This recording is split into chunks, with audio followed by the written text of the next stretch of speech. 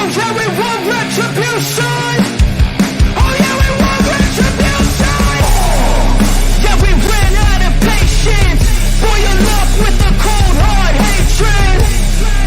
I can feel the vibration. Feet in the streets, it's a new sensation. I wanna break faces on the pavement. I wanna make greatness look complacent. Adrenaline awakened, I can taste it. We can make an impact, grab and then take it. Like a disease, bring them to their knees. Pain for their disease. Rage is like a weed.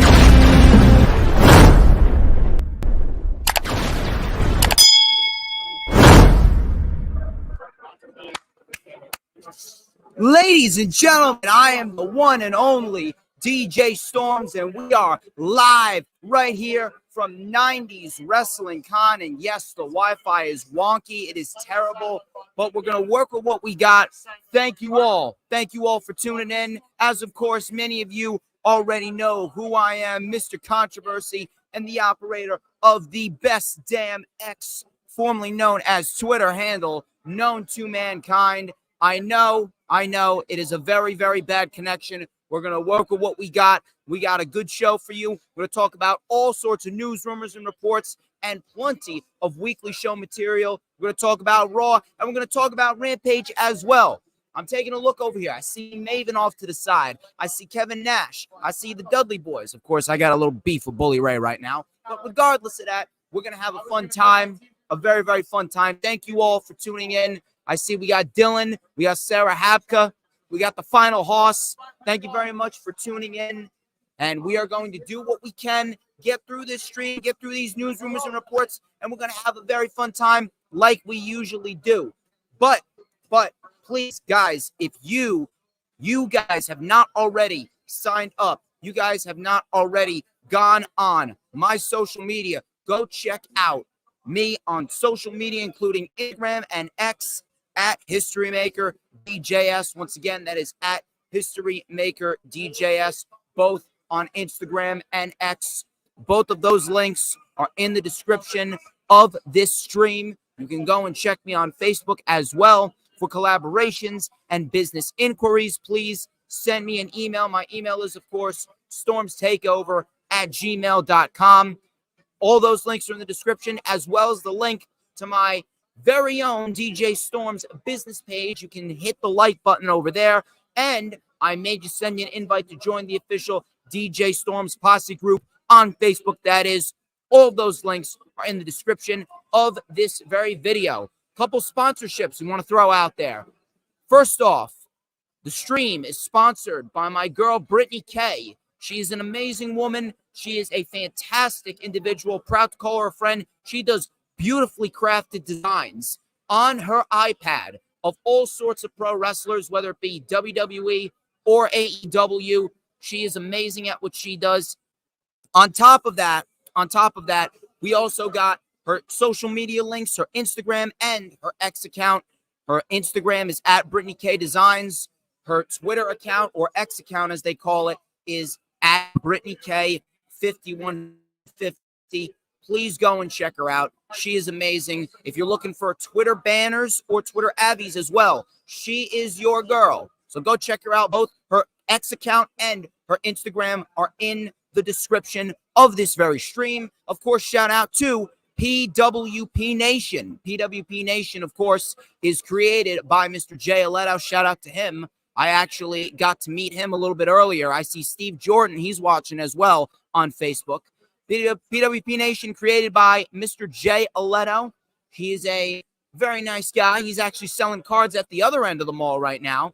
And Jay Aletto graciously hired me to make PWP Nation more interesting. We are currently live on the PWP Nation Facebook page as we speak. So please go and check out PWP Nation, whether it be on Facebook or whether it be the PWP Nation website. Both of those links are in the description of this stream. Go and check that out ASAP.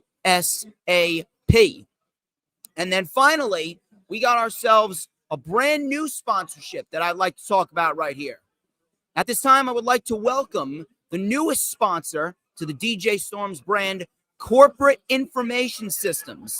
Now, with more than 4 decades of experience, Corporate Information Systems is recognized by Forbes as one of America's best recruiting firms. They specialize in providing recruiting solutions to companies in a variety of industries, such as high tech, food and beverage, construction, and medical devices. Finding the right candidates can be a time-consuming and challenging process, as many of you may know, which is why CIS, Corporate Information Systems, offers a wide range of services designed to make your recruiting process easier and more efficient. They provide a seamless and stress-free experience for both clients and candidates. So if you're looking for a trusted recruiting partner to help you fill your hiring needs or help advance your career, contact my friends at Corporate Information Systems. Website at www.cis.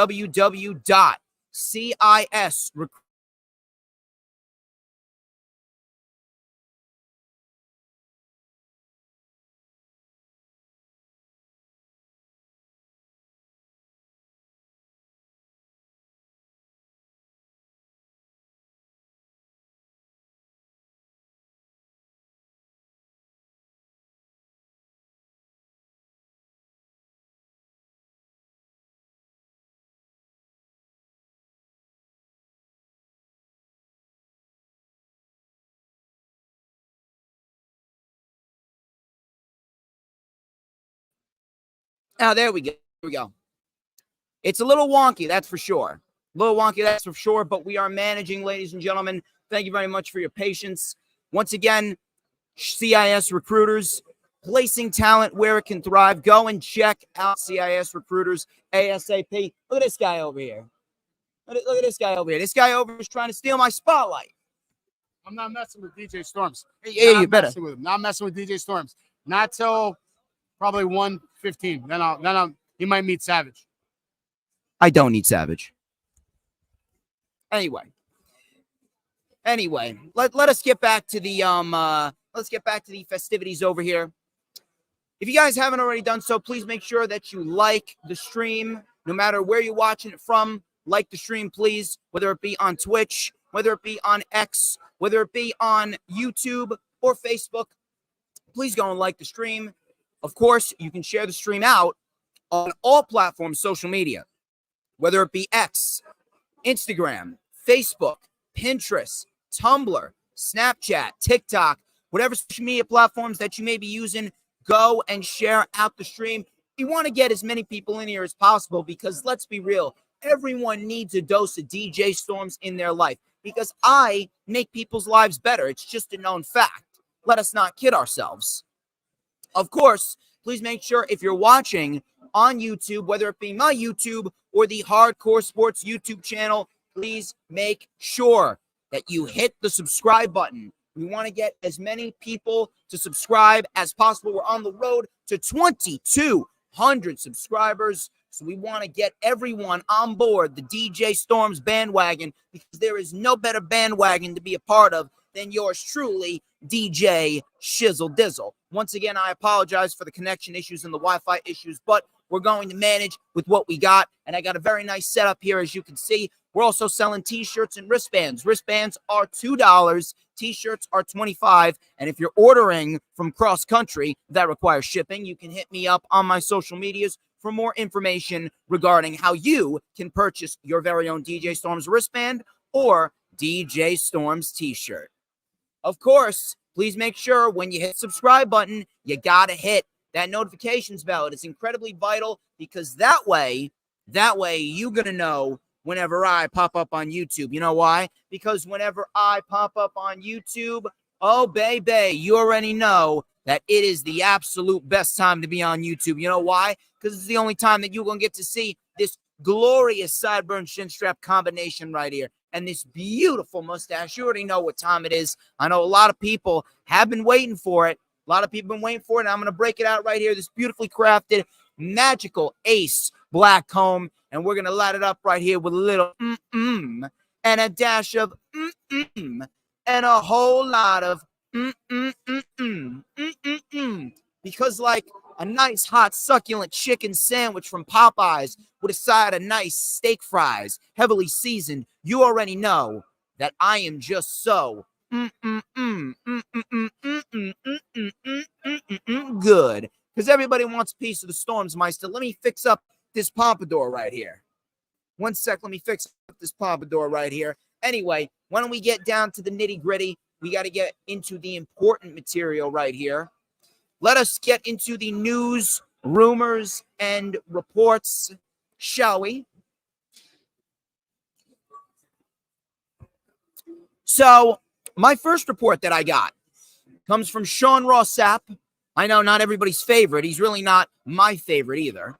But Sean Ross Sapp, he actually reported that Sami Callihan's contract with Impact Wrestling is up.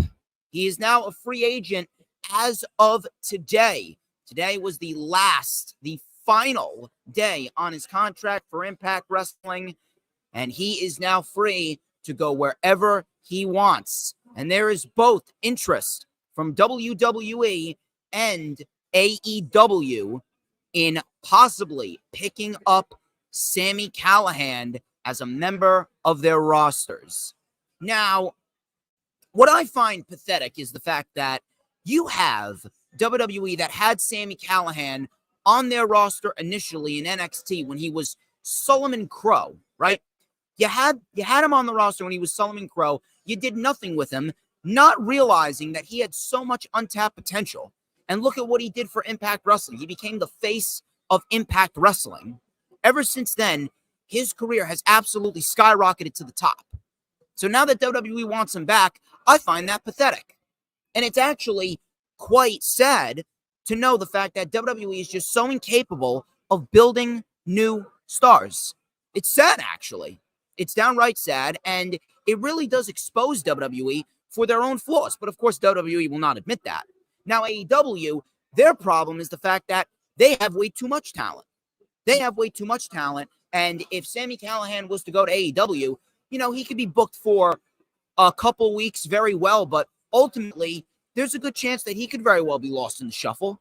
Not every individual that goes to AEW is going to find success simply because of the fact that there's so much talent that it's hard for Tony Khan to keep track of everyone. Tony Khan is not a miracle worker. Tony Khan is not a god. He cannot book everyone like the greatest thing on earth.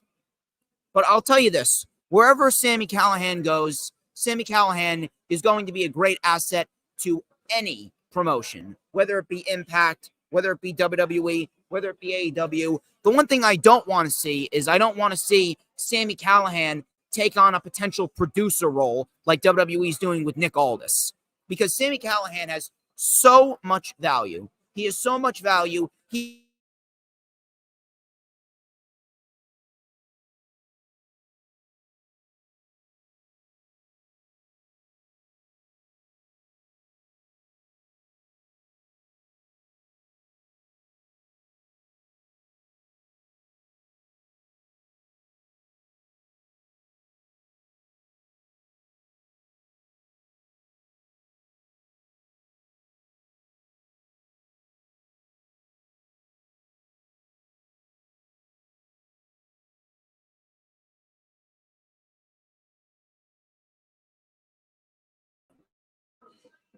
There we go. There we go. Back on live. Here we go.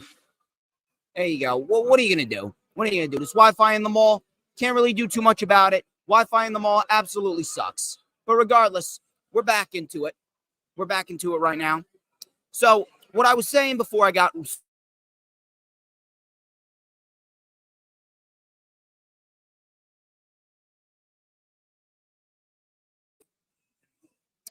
Now then, when we move on here to our next report, we got a report from Dave Meltzer of the Wrestling Observer Radio. Dave Meltzer, he actually discussed that there is absolutely talk about moving Monday Night Raw off of Mondays. Now, one of the biggest benefits reportedly discussed within WWE is the fact that they want to do anything possible to avoid competition with Monday Night Football. Now, I'm not sure how they're going to do this. I'm not sure if they're going to be able to move Monday Night Raw around with NXT, or maybe move Monday Night Raw to Thursdays, because, you do have Thursday night football there. I don't know if they want to move it to Wednesdays, because, if they move it to Wednesdays, that right there, it's just blatant pettiness. Blatant pettiness because they want to try and destroy AEW. But regardless, there's a part of me that actually wants to get behind it. There's a part of me that I really want to get behind it, but I just can't, because Monday nights have become synonymous with Raw. Where else would Raw go? Unless, now this is just a theory on my part. Let me know what you guys think. I would not be opposed if they move Monday Night Raw to Tuesdays and they move NXT off of the USA Network and put it on Peacock. Because let's be real here, NXT is one of the worst brands in the industry. It may very well be the worst brand in the industry right now. I don't understand who finds enjoyment in NXT, and if you do, I actually think you may be mentally unstable. I actually think you need to check yourself into an asylum ASAP.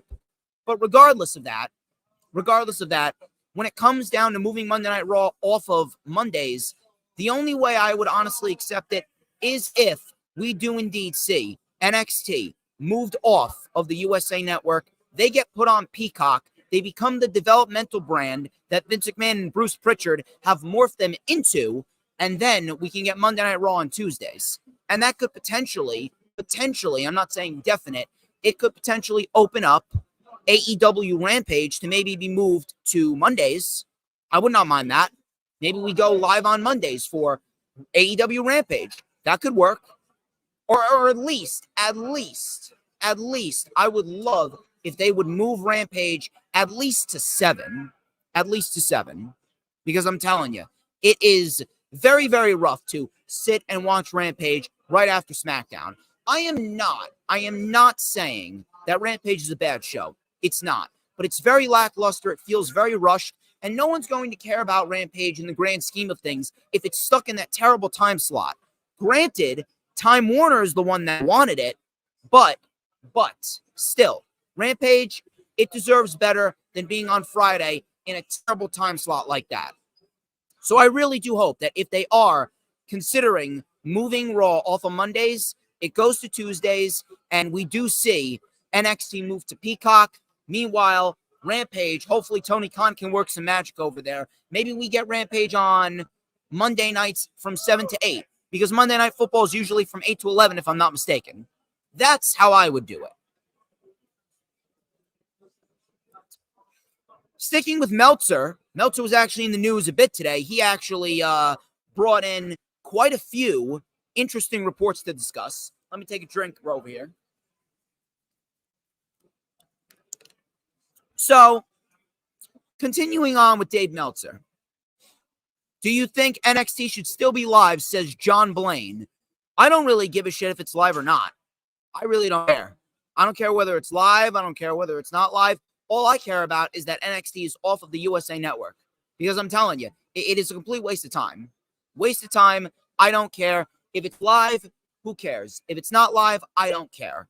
At this point, I just want free space on the weekly television program on cable, so that way we can maneuver these wrestling shows around, space things out, and actually get a nice, healthy schedule for all wrestling programs. Because I'm sick of the competition. I'm sick of the overbearing schedule. I just want a solid week of pro wrestling that I could be happy to sit down and watch. But continuing with Meltzer. Meltzer was actually in the news quite a bit. Meltzer, he reported that Matt Riddle, who was recently released by WWE last week, he could very well make his way to AEW. However,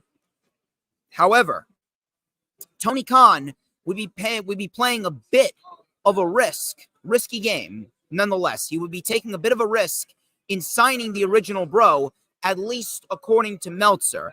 And based on what happened today, TMZ actually came out with footage from JFK Airport of Matt Riddle being intoxicated on the spot. So right then and there, that automatically puts Matt Riddle at a major disadvantage. Major disadvantage right there. And Matt Riddle at this rate, I don't know. He could very well be his own worst enemy. Matter of fact, no, he is. his own worst enemy. Matt Riddle is his own worst enemy. Yes, I know. Yes, Savage wants me to leave his drink on my table over here. I'm doing your job for you over here. No, I'm kidding. Anyway, I'll probably see him a little bit later. Well, what was I talking about? Matt Riddle. Matt Riddle over here. The fact that he is getting himself into all this trouble, the fact that he is living that party rock star lifestyle, that ultimately is his greatest disadvantage. It's his greatest disadvantage because in the end, what do you got over here? Yes, I know. Yes, I know. This is right here. We got Marty Jannetty's figure right here. Get God's amusement toy right there, if you could see. Wrestling with Savage. He does a podcast called Party with Marty Jannetty. They'll be coming out with a new one very, very soon. Hopefully, we'll be getting Marty Jannetty on this show. Because let me tell you something. When Marty's coming on the show. Yeah, he better be. He's coming on the show. Yeah, Savage's going to bring him on the show. Yeah. See, he's a nice guy. He got Popeyes too. Look at this. Anyway, what was I saying? Matt Riddle. I'm getting distracted, pulled in all different directions over here. It's a sad, sad case because Matt Riddle is unbelievably talented. Unbelievably talented is Matt Riddle. And for so much talent that the guy has, the man just cannot get himself right. The man just cannot get himself into a position where he's clean. It's like he's living the lifestyle of the wrestlers in the 80s and the 90s as well. So, you know, surprise, surprise, we're at 90s WrestleCon. But I can only hope that wherever he goes, I really like to hope that at some point he will get himself right. We can all have hope, but I don't know. I don't want to say this, but he could very well be headed down the same route as Tammy Sitch. And we already know where Tammy Sitch is right now, which sucks. It sucks because Matt Riddle, he's so marketable, so easy to market to children. The guy wrestles like a world champion night in and night out. But in the end, he was the architect of his own demise. And you can't really do too much about that. You can't do too much about that. Matt Riddle, he's the only man that can save himself. So at this rate, it may very well be the best case scenario for Tony Khan not to sign Matt Riddle. Because Tony Khan right now, he's trying to recover after the whole CM Punk incident. He's trying to recover after the incident with CM Punk and all the drama that he caused while CM Punk was employed with AEW. So the fact that he's trying to recover from that, I'd like to hope that since he's bringing in Mercedes Moné and Edge, those two could hopefully get the locker room somewhat more in check, probably unite more people than ever. Because that's ultimately what we want. The motive here is to get the locker room itself united. So we'll see what happens. But if I'm Tony Khan, I'm probably staying away from Matt Riddle right now. And Matt Riddle's going to have to learn himself the hard way that he is the only one that can save himself. And he's going to have to get clean, and he can't keep on living this lifestyle because the more that he does, the more long-term damage, especially to his reputation, he's going to do to himself.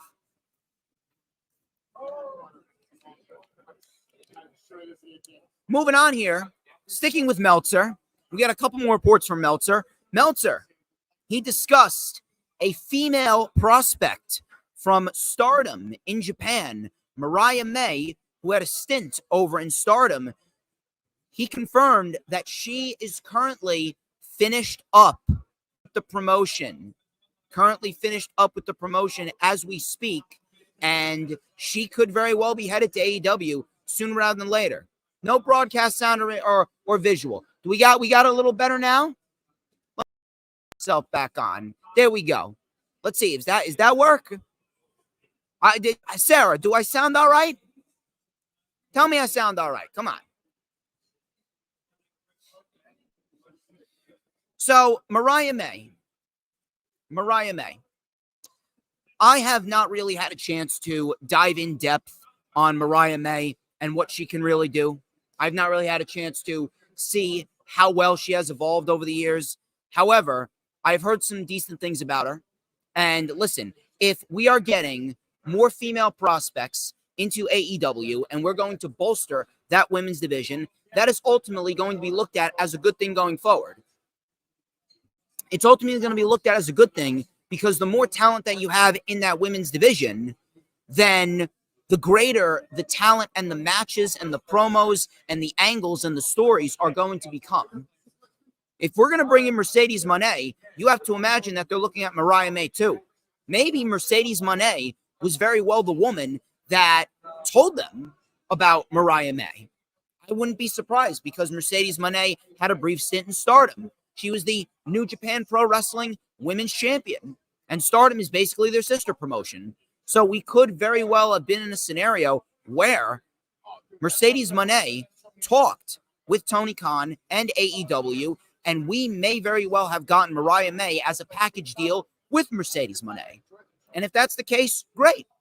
I think that she would be a very nice challenger for Kris Statlander if we do go that route. And Mariah May, if she is as good as people are making her out to be, she goes over to the TBS Women's Championship title division.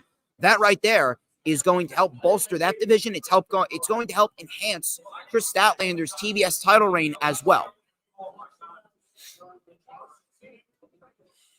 Now, my final report from Meltzer, it's a bit of a crossover report. It's got a little bit of Punk and a little bit of Matt Riddle. Now, Punk and Matt Riddle, they are two individuals with not so great of a reputation for their own specific reasons, as we know. But Dave Meltzer, he touched upon the possibility of CM Punk or Matt Riddle returning to the WWE. It was noted that management still has bad feelings about Punk, but the same is not true for the original Bro. So apparently, there still is some good faith between WWE and Matt Riddle. And I'd like to believe so, because there were some people backstage that Matt Riddle liked, and they liked Matt Riddle right back. Randy Orton's one of them. And you obviously know that Randy Orton, he's got a lot of pull around there.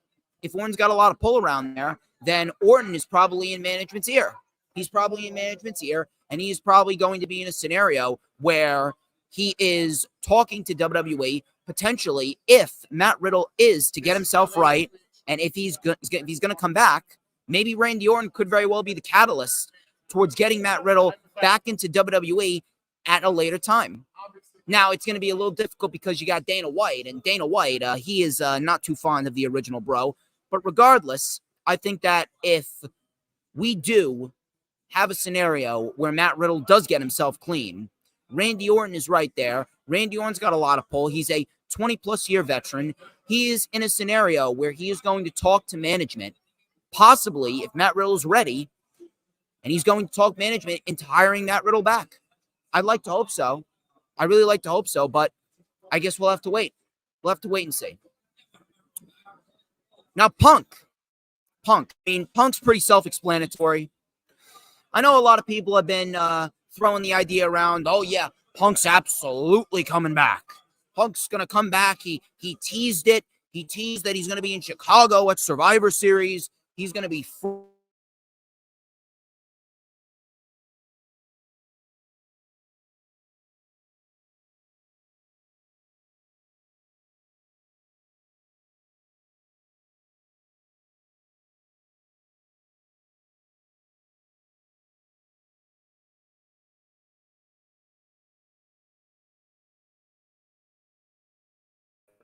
There we go. We got to get ourselves back on track here. There we go. Now, Punk, like I said, Punk is in a scenario where he is operating with the phrase, controversy creates cash.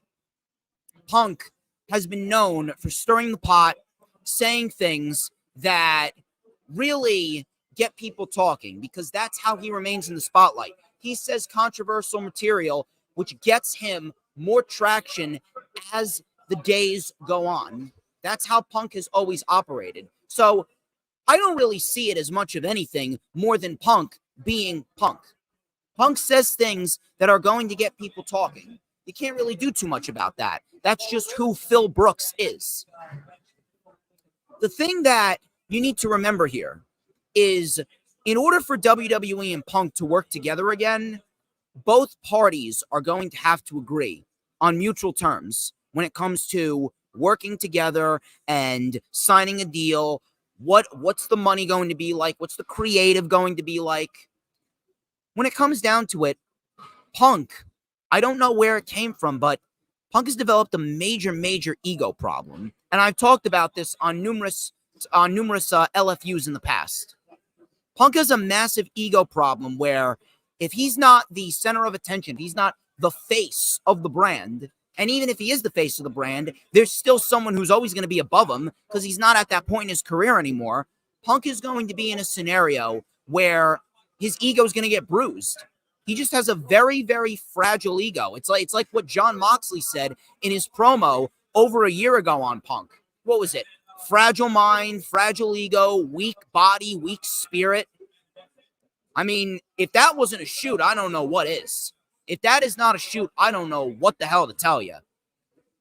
But Punk, even if WWE was to, bury the hatchet, let's just say for hypothetical reasons, WWE buries the hatchet, right?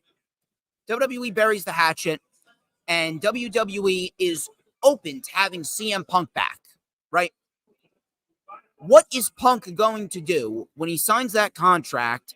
He goes into the creative process, and what he envisioned is not being carried out. Because ultimately, if CM Punk gets hired back to the WWE, he is your Royal Rumble winner, and he's the man to beat Reigns at WrestleMania 40. Truth be told, I don't care who the hell beats Reigns. Reigns needs to lose that title ASAP. I don't care if Dominic Mysterio takes the title off of him. You can bring back James Ellsworth, take the title off of Roman Reigns. I don't give a damn. He just needs to lose that title because he's doing more harm than good.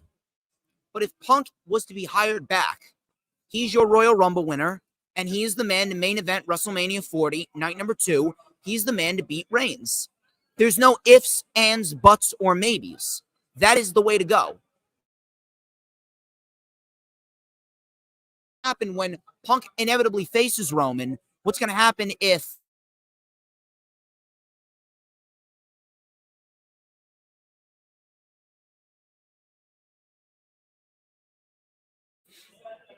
There we go. As I was saying, what happens if Roman Reigns goes forth into WrestleMania 40 and beats Punk?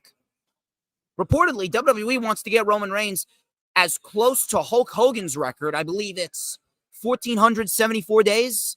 That's like well past SummerSlam.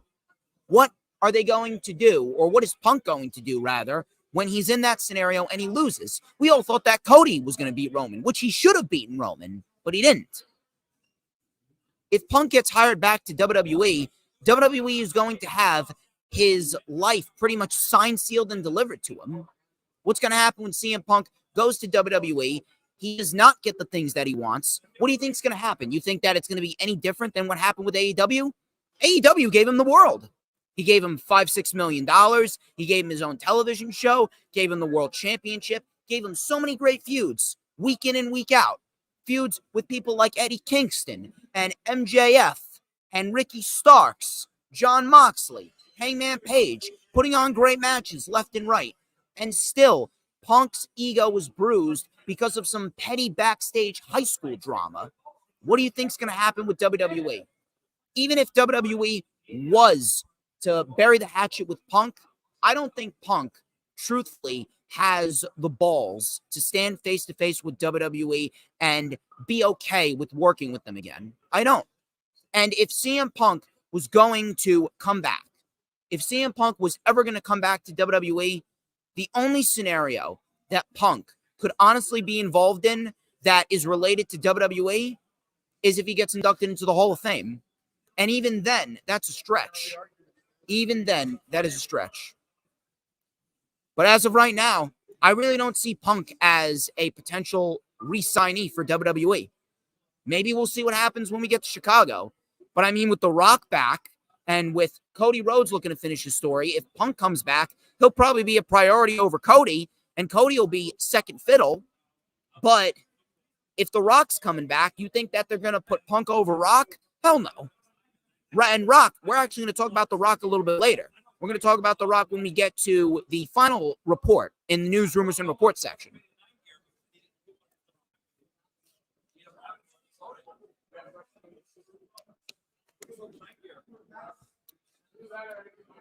So we're going to move on here to our Next report. It is in relations to Edge. It's in relations to Edge. Edge has been the topic of discussion throughout the last month and a half. He's been the topic of discussion throughout the last month and a half. Edge could very well be going to AEW, and according to Better Wrestling Experience, now Better Wrestling Experience, they have been pretty accurate quite a few times as of lately. They've been a bit accurate quite a few times as of lately. Better Wrestling Experience, they reported that Edge is now closer to signing with AEW now more than ever. And that is big. That is going to be huge. That is going to be massive. We got ourselves Edge potentially coming in. He could very well show up as soon as tomorrow. There's a report going around, a rumor.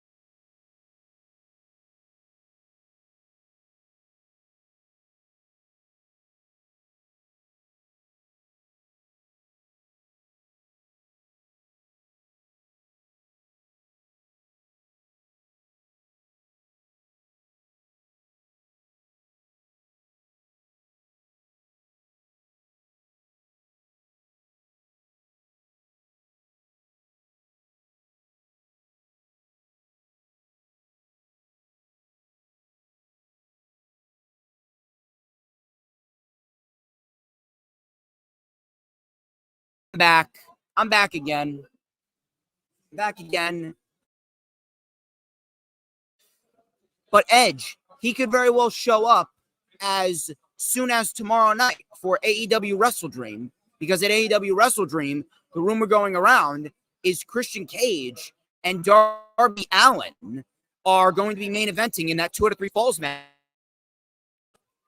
And if that's the case, if we're going to get the TNT title to close out the show, if Darby wins the title, then Sting's back. You got Sting and Darby out there. We could very well see the return of Jack Perry. Jack Perry could very well align with Luchasaurus. Luchasaurus could cost Christian Cage the TNT title. And then Christian Cage is going to need someone. So we're going to have Jurassic Express, Darby and Sting. I don't know. I think Adam Copeland could very well be the man. Adam Copeland could very well be the guy to stand toe-to-toe with Christian Cage, and we could very well see Christian and Edge in a scenario where they could be fighting Jurassic Express at Full Gear, which I would not mind whatsoever. That would be a brilliant idea. That would be an excellent idea. That's what we need. We need something that right there, that will sell tickets, that will get things rolling again. Obviously, AEW, they got their own problems. They got their own problems right now. They're going to sort that out sooner rather than later. I'd like to hope so. I'd like to hope that they will actually get a good promotional team, because the promotional team right now, promotion is probably the biggest thing in pro wrestling. Promotion is probably the biggest thing in pro wrestling. And if we are going to be in a scenario where AEW is going to be doing all of these shows, these large amounts of shows, then the best idea would be to have ourselves a scenario where you develop a promotional team and you send the promotional team all throughout these markets. And these markets is ultimately going to be in a scenario where you have left and right. And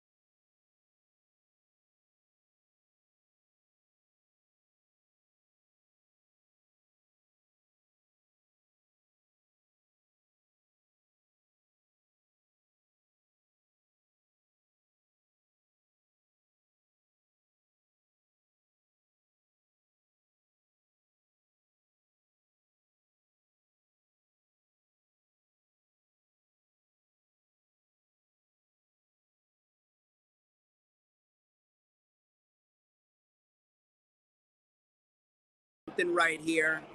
Now I'm on my phone right now. You see me right now. Let me see if I can get this dual action right here. I see Savage in the background over there. How am I coming in? Am I coming in good? I'm live right now on my phone. We going phone style right here. We're going phone style right here. He's gonna try and hit me with this goddamn chair. What are you doing next to me right now? Who booked this shit? Tommy did. Talk to him. Yeah, go talk to him.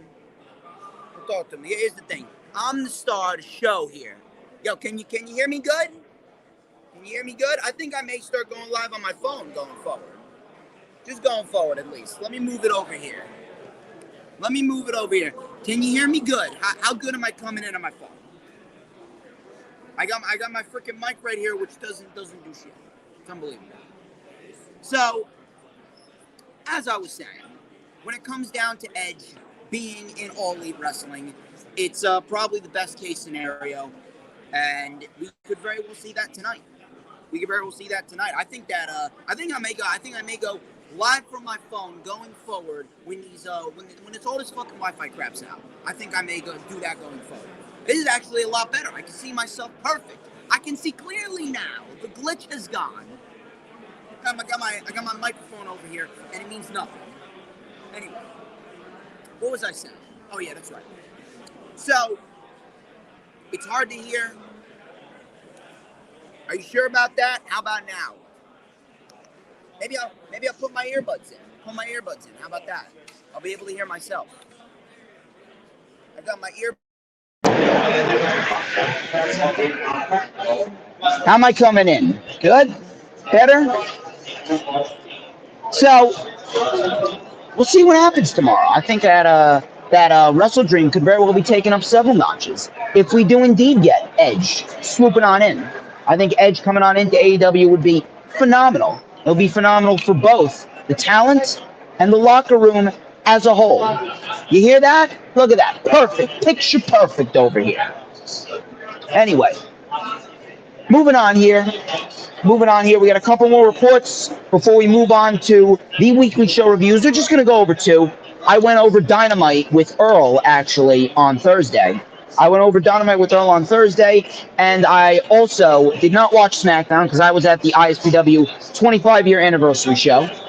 But we will go over Rampage and we will go over Raw. It's actually been a pretty decent week for pro wrestling as a whole in terms of the weekly television shows. So, it's good.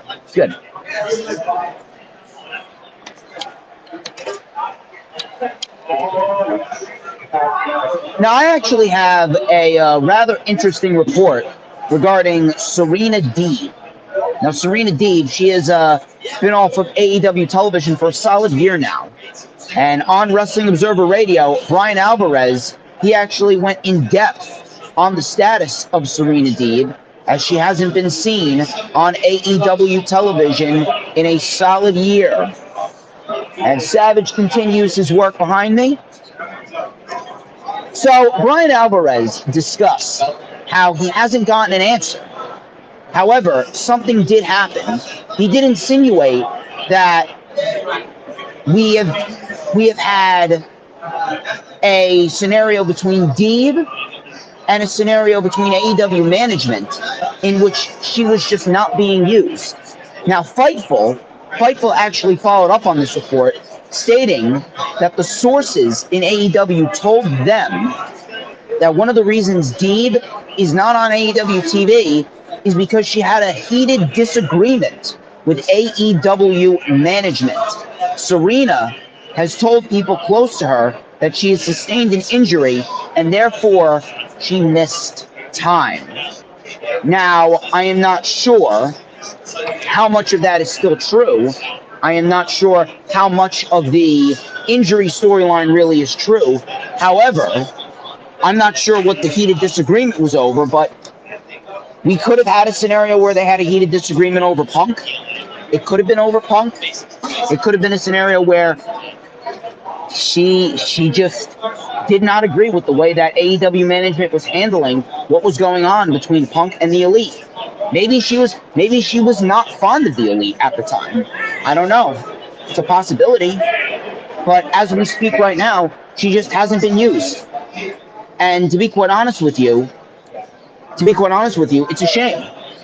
It's a damn shame because Serena Deeb, if you ask me, is easily one of the best pro wrestlers, not just in AEW, but in the world. She has grown so much since we last saw her. She came from the Divas era, right? She came from the Divas era, and she has become easily one of the most intense, one of the most technically sound women's wrestlers in the industry as we speak. And the fact that she's not being used, I'm sorry. That right there is completely inexcusable. We need to make right on that. I'm not sure what's going to go down, but to be quite honest with you, it's sad. It's sad and it's very disappointing. It's disheartening, actually. It's disheartening because Serena Deeb, she is the picture-perfect woman to build up to take the TBS championship from Chris Statlander. Can you imagine a Chris Statlander versus Serena Deeb match? It'd be amazing. Fantastic. And my final report before we get on to the weekly show reviews. The West Australian, which I believe is a Australian news article, if I'm not mistaken. I'm not sure if he's a podcaster or if he's an Australian article. I'm gonna have to do some research on that. But I know someone called the West Australian. They actually brought to light The Rock and him potentially being rumored to fight at the WWE Elimination Chamber premium live event in Perth, Australia. Now, the West Australian stated, and I quote, adding to the speculation is the fact that WWE was recently sold to Endeavor. There is a strong suggestion the company, which also owns the UFC, wants its first WrestleMania in charge to be an absolute showstopper. As a result, there is talks The Rock might very well wrestle in Perth at the Elimination Chamber in February on his way to WrestleMania to fight Roman Reigns 2 months later. Now, that's actually a pretty interesting scenario if you ask me. A pretty interesting scenario to say the least because, if anything, The Rock going to the Elimination Chamber, and that could be his way to beat Roman Reigns, that's actually much more tolerable and much more digestible than him winning the Rumble. Because, let's be real here, no one really wants to see The Rock win the Royal Rumble. And if you do, you're a mark. If you do, you're a complete mark, and you have absolutely no regard for building new stars. You have absolutely no regard for getting new stars out there and making sure that the WWE is set for the future.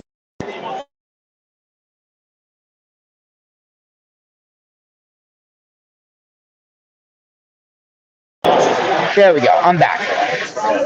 I'm back over here. So, all in all, if we're going to be honest here, The Rock going forth through the chamber.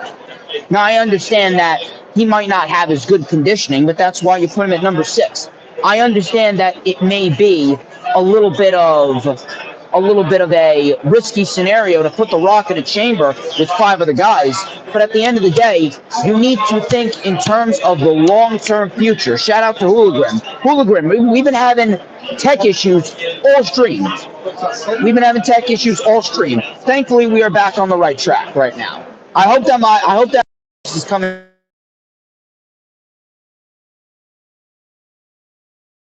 Am I back? There we go. There you go. I don't know why I keep on getting called. Hang on 1 second. Let me put my phone on Do Not Disturb.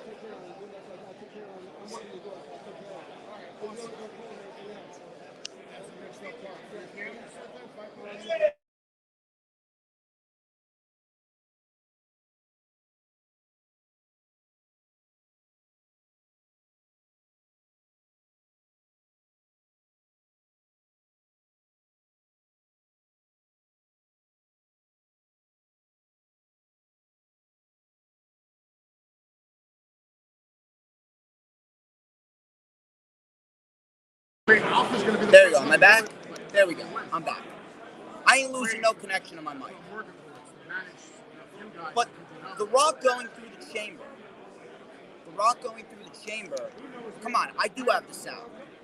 I got the sound now? Do I have the sound? Tell me that I have the sound right now. Unbelievable. Okay, good.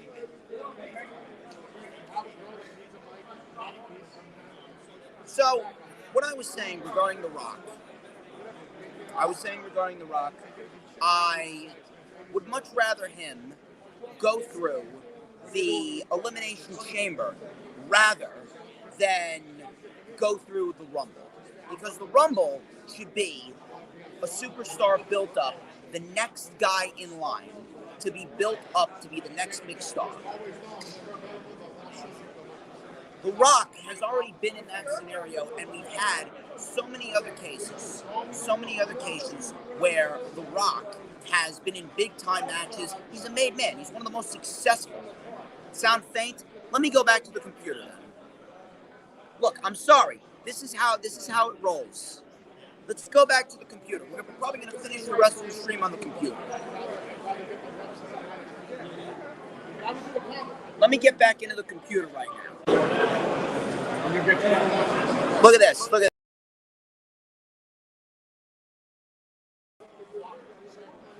Double the trouble right now. Double the goddamn trouble. How great is that? How great is that?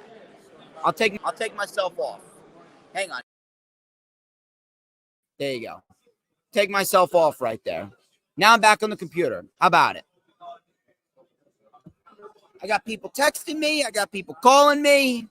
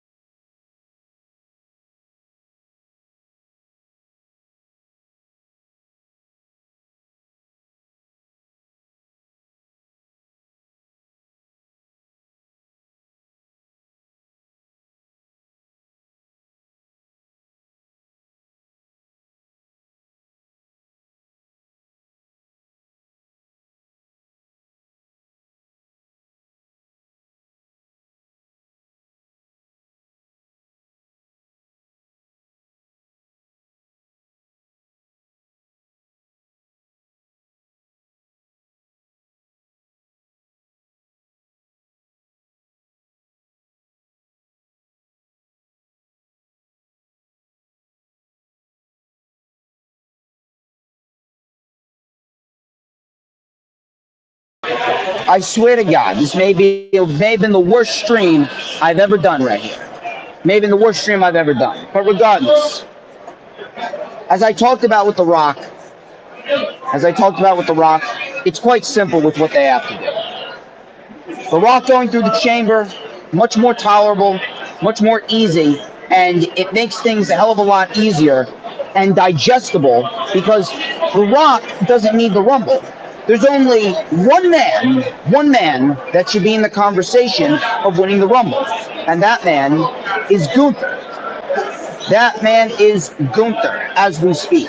The only other man that should even be in the conversation of potentially going forth to win the Rumble is LA. Why would you have any other individual besides Gunther or LA Knight go forth and win? It's stupid. It's honestly stupid. So The Rock going through the chamber to get to Reigns, if they do have to go through that route, then at the end of the day, so be it. At the end of the day, so be it. We'll see what happens. Those are your news, rumors, and reports. Ladies and gentlemen, as we are probably going forth with one of the worst streams we've ever done right now. My God. I'm telling you, man. I gotta have a serious talk with the people over here at the mall. I really gotta have a serious talk with the people over here at the mall because it's starting to get on my nerves. Look at that. I'm trying to get back on my laptop too. Anyway, why don't we why don't we go forth into the weekly show reviews. We only got 2 to talk about anyway. So Monday Night Raw, I'm not gonna lie, was actually pretty decent. I guess we'll probably skim through it so that way we can hit the end on this sooner rather than later, because it ain't working out too well. So Monday Night Raw, not gonna lie, decent show.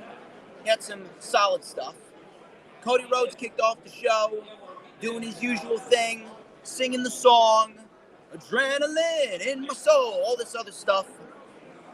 So he said it was sold out here in Ontario, Canada. Obviously trying to throw shade there at AEW is WWE. So sold out in Ontario, California. Cody tried to talk about Jey Uso. What is it? Faint audio? It always has faint audio.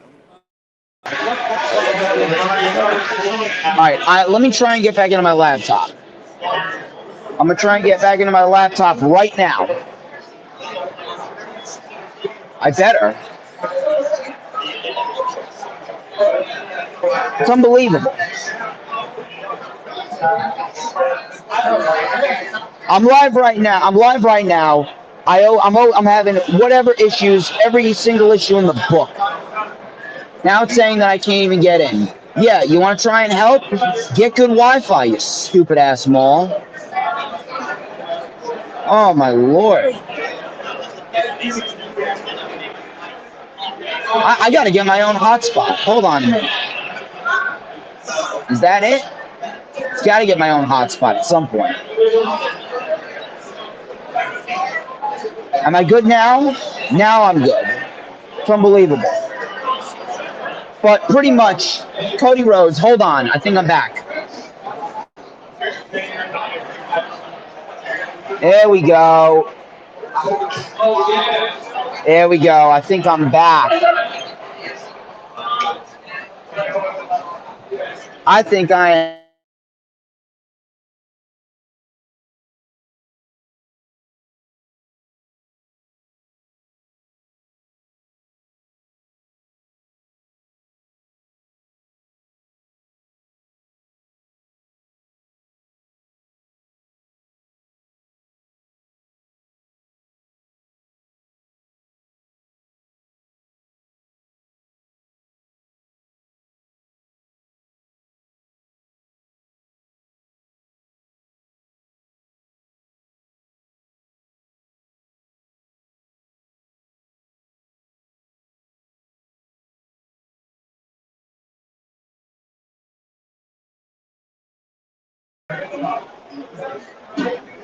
It's unbelievable. I want to go back to my computer, and it always screws me up.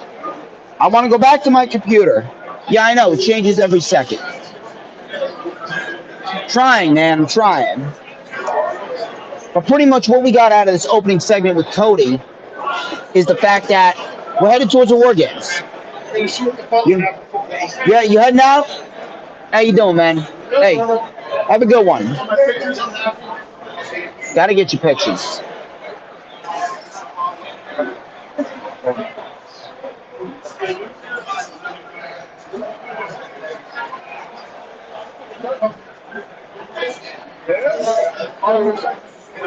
Come on. I gotta get double.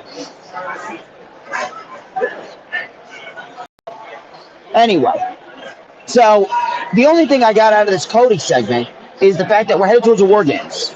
We gotta be. There's no reason why we would be headed towards any other match at Survivor Series other than a War Games right now. So if I'm gonna lay this out for you, it looks like it's gonna be Cody, it's gonna be Sami Zayn, Kevin Owens, and Jey Uso.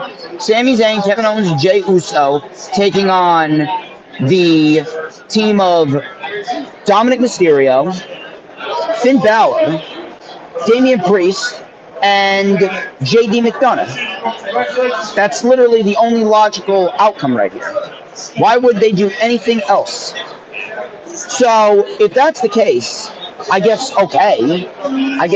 We'll see how that turns out. We did have Otis and Bronson Reed.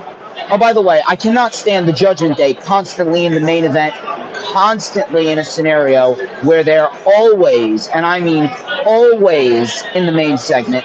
It's exhausting. It really is. But we did have Otis and Bronson Reed. Otis and Bronson Reed was actually a fun little match, and Reed seems to be getting on the right track. Bronson Reed got the win here over Otis. I wish I could have seen him go a little bit longer, to be quite honest. Ciampa and Ludwig Kaiser, they had a match themselves. Ludwig Kaiser and Ciampa, they put on a solid little match. Vinci, this is what I don't like. They're teasing Giovanni Vinci getting kicked out of Imperium, which I don't know why. It's stupid. It's honest to God stupid. And to be quite honest with you, it's downright pathetic how we need to be in this scenario where we are teasing, breaking up perhaps the best faction that they have. I don't understand what their thought pattern is. Matter of fact, I do understand what their thought pattern is. Their thought pattern is that Vince McMahon, Vince McMahon, he can do whatever he wants.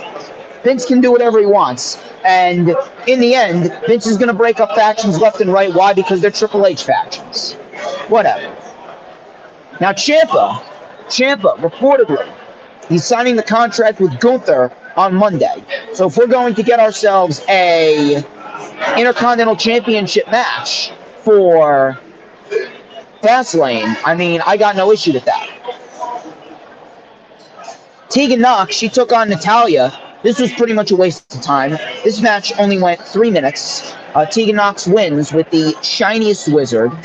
I'm glad that she's getting an opportunity on Raw, but let's be real right here. Is it really an opportunity? Because she's going to fail. You think Becky Lynch is going to lose the NXT Women's Championship tonight? You think Becky Lynch is going to lose what was it? You think she's going to lose the match with Tiffany Stratton tonight? You think when she goes into Monday Night Raw, you think she's going to beat, she's not going to beat Tiffany Stratton? And she's not going to beat Tegan Nox? Of course she is. I'm all out of sorts now after switching back and forth between my freaking laptop and my phone. Moving on here, we had Seth Rollins. Seth Rollins was actually on the show, and he was in a scenario where he wanted the answer from Shinsuke. He wanted Shinsuke Nakamura's answer. So Nakamura, he came up on the television screen when Rollins was in the ring, and he was having the crowd sing his song left and right. So Nakamura, he had a very nice vignette, I will say that. The vignettes for Nakamura have been very, very solid. And Nakamura issued a last man standing match as a challenge for WWE Fastlane. Now, if you're asking me, I would have done a triple threat match with Nakamura, Ricochet, and Rollins. That would have been a lot better. However, I can get behind the last man standing match. Because if you guys remember, back at Money in the Bank 2018, Nakamura and Styles, they had one hell of a last man standing match. So if we're going to get something similar to that, I'm not going to sit here and complain.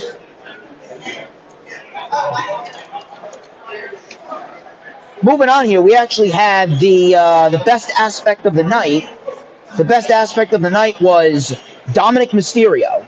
Yes, I know. I'm not crazy. I am not on any drugs. I promise you that. I'm not in a scenario where I've been hit over the head with a chair. I have not been put through the tables by the Dudley Boys. Dominic Mysterio was the best aspect on the show. Why? Because he was working with Dragon Lee. Dominic Mysterio working with Dragon Lee, and Dragon Lee absolutely tore the house down with Dominic Mysterio. So, Dragon Lee, probably one of the best performances in recent memory, probably one of the best modern debuts on a Monday Night Raw that I've ever seen. So Dragon Lee, he came in with a Hurricane Rana and a beautiful Tope Con Hero. Great stuff. Great stuff right here. Dominic Mysterio came in with a DDT on the apron. So after that, Dragon Lee mounted a comeback, drop kick in the corner, inside, out boot, and a hesitation drop kick. That got a 2 count. Dragon Lee, then with a V-trigger. Dominic Mysterio came back with a Michinoku driver. Another knee by Dragon Lee. Dominic kicked out. Lee, like the crazy bastard that he is, Dragon Lee delivers a Hurricane Rana off of the apron to Dominic Mysterio. Amazing stuff. So, in the ring, Dragon Lee with a sit-out powerbomb. Dominic kicked out again. I actually thought that was going to be it. It was not it. We then had a scenario where Dominic Mysterio, he crotched Dragon Lee on the top rope, delivered a very nice frog splash, and Dragon Lee is pinned 1, 2, 3. He gets the win. Now, I actually thought that they were going to go forth with a rematch tonight at NXT No Mercy. That's not the case. That's not the case. And instead, we are going forth with Trick Williams and Dominic Mysterio, with Dragon Lee as the special guest referee. I guess Dragon Lee, he is indeed being fast-tracked to the main roster. So, I will say this. This was probably the best Dominic Mysterio match that I've ever seen. I'm not going to lie to you. Probably the best Dominic Mysterio match I have ever seen. It was great. It was awesome. So after that, we then go to a down point of the show. I mean, it's Nia Jax. Nia Jax, she was interviewed by Michael Cole. She called herself the baddest woman in WWE, said that she squashed Rhea, she squashed Shayna, Chelsea Green, Piper Niven, Zoe Stark. Crowd was chanting, "You suck." Zoe Stark then came out and she challenged Nia Jax to a match. She challenged Nia Jax to a match, and we end up getting a Nia Jax versus Zoe Stark match. Nia Jax, there is no doubt in my mind, I mean, she has to, no doubt in my mind that Nia Jax is merely a stepping stone for Rhea Ripley. If she's not, then I think we're going to have a problem here. Nia Jax being on television is a problem in its own right, let's be honest.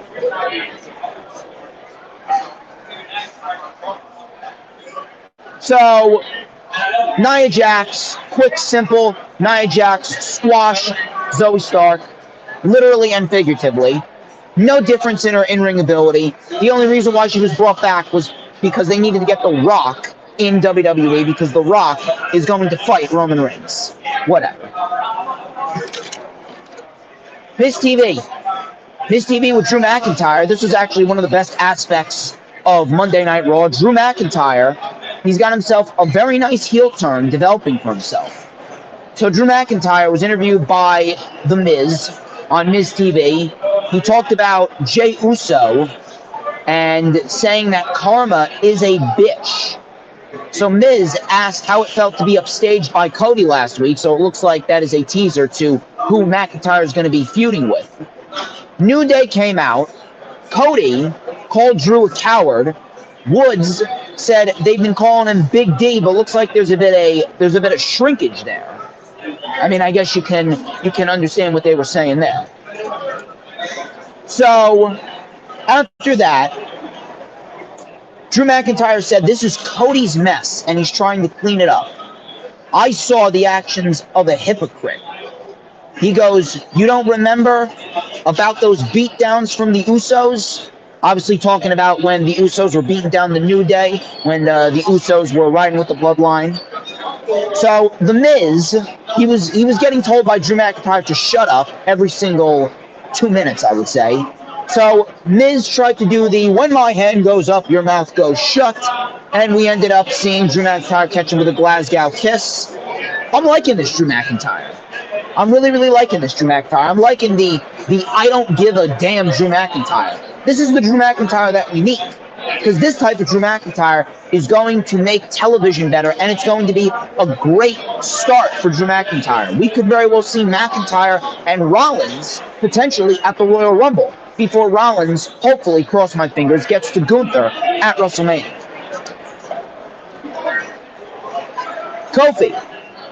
Kofi Kingston, he took on Drew McIntyre, coming to the end of the show here. This was the second to last match on the show.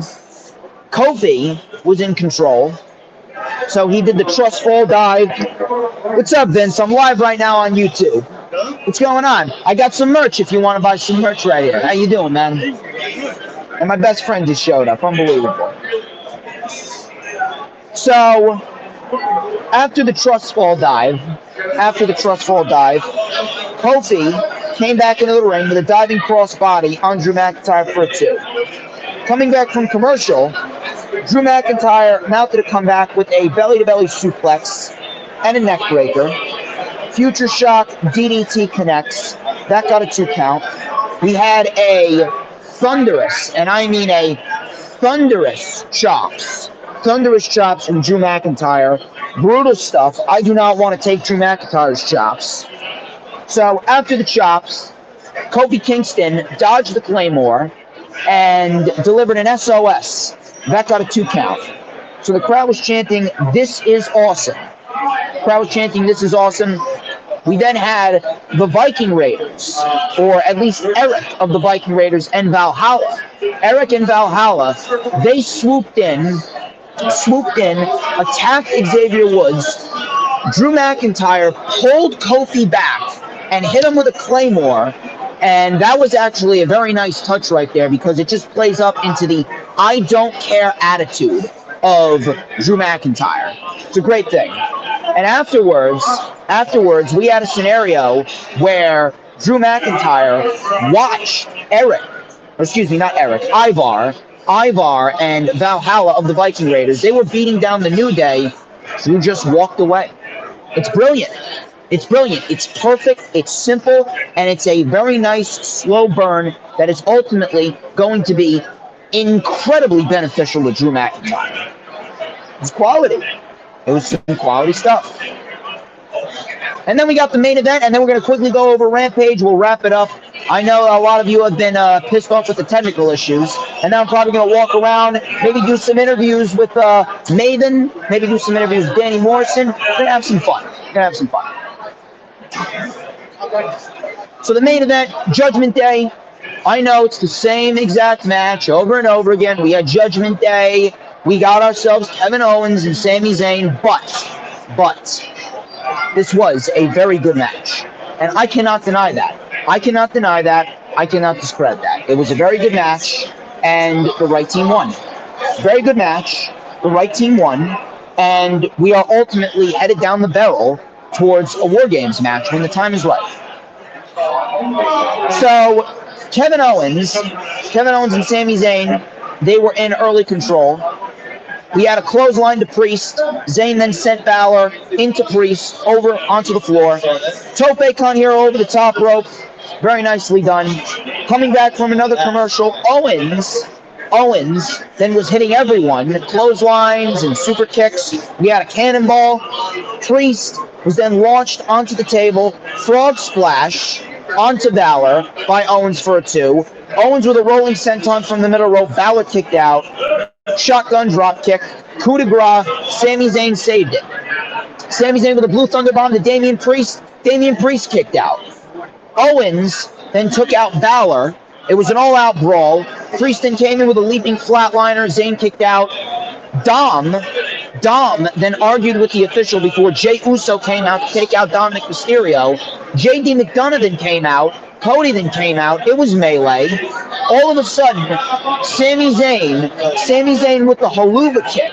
He looked like he was gonna win the tag team titles for a second time with Owens, right? And then all of a sudden, JD McDonough out of nowhere rocks him with the championship belt, and JD McDonough gets the win for Damian Priest. Damian Priest covered, and that was it. That was the end, and Judgment Day retained the tag team titles as they should have. And that was that. A decent show, and if anything, Fastlane may very well have been the best built-up pay-per-view for WWE all year, and I can't even believe that I'm saying that. I really can't believe it. I know Hologram, I can imagine that you want to go to WrestleDream, but this rain is killing you. I'm telling you, Jersey feels more like Seattle right now. Because Jersey, God, it's raining left and right. It was terrible coming over. But that was Raw. Why don't we quickly go over Rampage? And then we will wrap it up. We're gonna wrap it up right here. I know that you guys are pretty tired of all of these issues. By the way, I do want to make one special mention.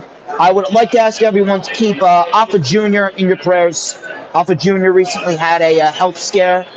He had a health scare with his heart, and when it comes to the heart, that is nothing to mess around with. So if you can, in the link in the description in my YouTube channel, go to my YouTube channel. If you're watching on my YouTube channel, go to the link. There's a GoFundMe page for Afa Jr. to help pay his medical bills. He's a wonderful guy. He's always been kind to me. Afa Jr., very, very chill individuals. Send your prayers and go send some money if you can. Link is down in the description of my YouTube channel. Send the money to GoFundMe for Afa Jr. Why don't we go over Rampage? Let's go over Rampage, and then we're going to get the hell out of here, and then I'm going to have some fun, talk to some people, get some interviews. So, on AEW Rampage, I'm not going to lie, Rampage is actually a very good show. Rampage was a very good show. We had the Hardys and Brother Zay. The Hardys and Brother Zay. I see, this is what I get for going live on my phone. This is what I get for going live on my phone. Living the life of DJ Storms right here, people. You better be buying a shirt. Rampage. Yeah, I know, I got fans. I got fans, man. That's what I do. Anyway, Rampage. Rampage was actually a very good show. I'm actually going to go out on a limb. I'm going to say that this episode of Rampage is actually better. Actually better than what we saw from Rampage Grand Slam. I'm not going to lie. So we have the Hardys and Brother Zay. You want to buy a shirt? Look at this. She does want to buy a shirt. Look at that. Look at that. How about that? I got wristbands for $2. T-shirts are $25.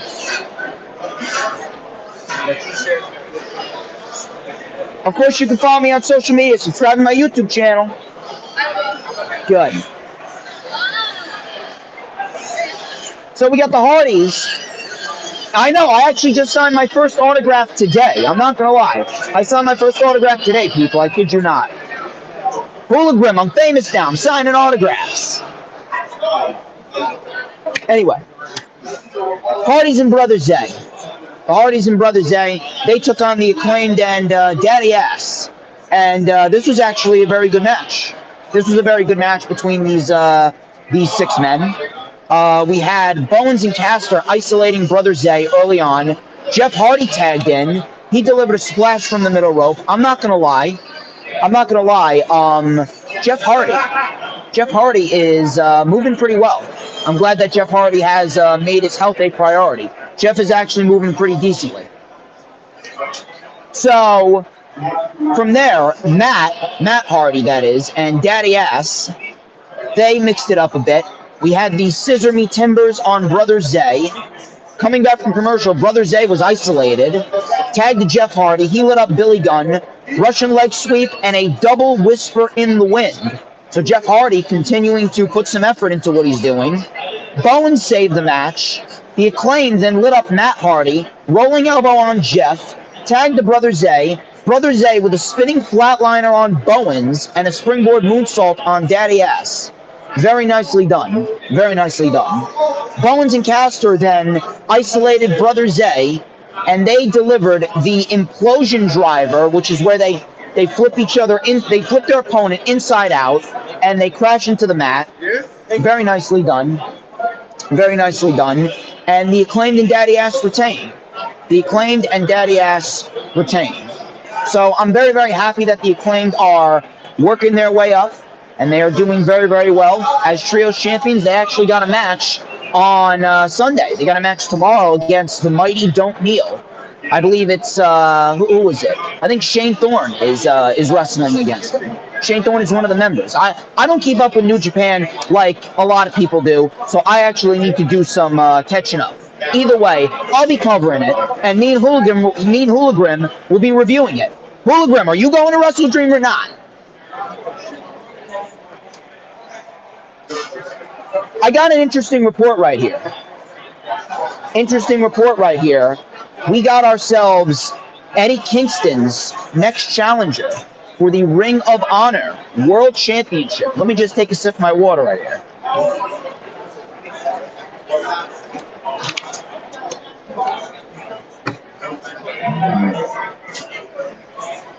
So, we got ourselves Jay Lethal. He stepped up to Eddie Kingston backstage. Eddie Kingston was set to go out to fight Rocky Romero, which he did. But Eddie Kingston, he ran into Jay Lethal. And Jay Lethal stepped up to Kingston. It looks like we have ourselves our next challenger. I'm not sure if it's going to be at Battle of the Belts. I'm not sure if it's going to be at the next Ring of Honor pay-per-view. But listen, you're going to give me Jay Lethal and Eddie Kingston. I am not going to sit here and complain about that whatsoever. I think that would be just fine. So we'll see what happens. So, Eddie Kingston took on Rocky Romero. This was for the New Japan Pro Wrestling Strong Openweight Championship. This was a pretty solid match. Rocky Romero, he's very good at what he does. So Rocky Romero was in control. He hit two tope suicidas over the top. Not over the top, through the ropes. After that, Kingston caught the third one. Kingston caught that third one and delivered a delayed vertical suplex on the floor. Coming back from commercial, diving drop kick while Kingston was draped on the ropes. Very nicely done. Rocky only got a 2 count. Eddie Kingston then with the rapid fire chops, one after the other. So Rocky Romero then was up on the top rope with Eddie Kingston, and we got ourselves an avalanche sliced bread. Avalanche sliced bread connects beautifully. That only got a 2 count. Rocky Romero then with the rapid fire clotheslines back and forth. Eddie Kingston caught him with 2 spinning back fists. And then the stretch plum, and that was that. That was it. Eddie Kingston retains. Solid match.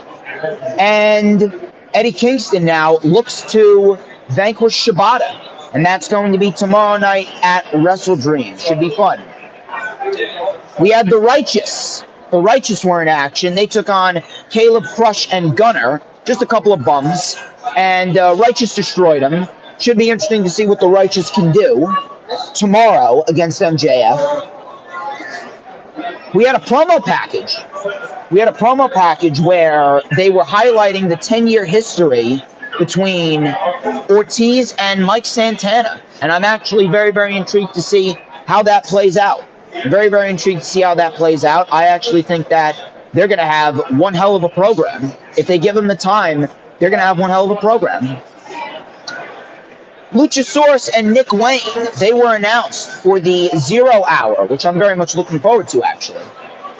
And then in the main event, we had a great women's match between Ruby Soho and Hikaru Shida, and the winner was to face Saraya for the AEW Women's Championship on Title Tuesday. So this was very, very nice. These two women worked very well together. So Shida was in control with a nice crossbody. We had a missile drop kick as well from the middle rope. Coming back from commercials, Soho and Shida, they traded forearm shots back and forth. We had a high knee. Shida then with a brain buster for a 2. Missile drop kick off of the ring steps. Shida then carried Ruby up the ramp. They brawled on the ramp. Referee was making the count. They got back into the ring in time. Shida then had a scenario where Ruby had the kendo stick and Shida, she was on the defense. Ruby went to hit Shida with the kendo stick. Shida hit Ruby. And Paul Turner was down at this point. Destination unknown, and Shida kicked out. Aubrey was now the referee. We had Shida hitting Soho in the head with the kendo stick and then delivering the katana. And Ruby kicked out. So Ruby then went up for the diving senton. Sheeta got the knees up. Soho caught the Falcon Arrow. Sheeta with the Falcon Arrow. She's done the deal. Soho kicked out again. Sheeta with the katana. 1, 2, 3, and that was it. That was it. And Sheeta wins. Sheeta will be fighting Saraya at Title Tuesday, and I have zero issue with that because I think that's going to be a very, very, very nice match. Well, ladies and gentlemen, that's all I got for you. Quick stream today. An hour and a half. I'm going to go walk around. I'm going to go have some fun. We're going to go have a fun time here at the Rockaway Mall, see what else we can get. Hopefully sell some more shirts. We already had a couple sales. It's going to be a fun weekend for sure. Weekend sure as hell is not over. I got plenty more material coming to you guys with the rewind for NXT No Mercy tomorrow. Rewind for Wrestle Dream with Hula Grim on Monday. Until then, I am DJ Storms. This has been the Lightning Flash update. Before we get out of here, ladies and gentlemen, you already know the drill. You got to tell me who runs the IWC. Hell, I'll even tell you right now. I'll tell you who runs the IWC. People, it is who but DJ Storms. Don't you forget it.